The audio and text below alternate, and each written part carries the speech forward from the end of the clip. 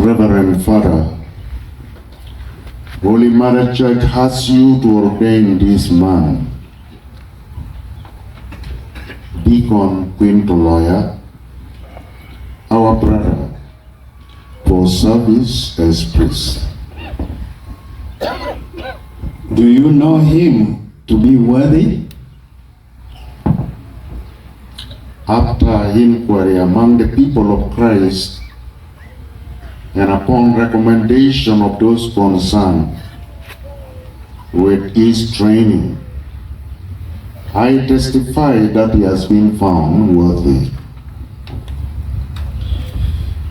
Relying on the help of the Lord God and our Savior Jesus Christ, we choose Quinto, our brother, for the order of the priesthood. Wabigamuni wapoe rubaha.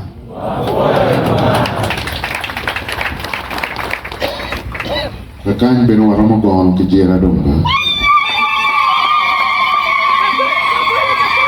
Yang episcopal dogi menwiro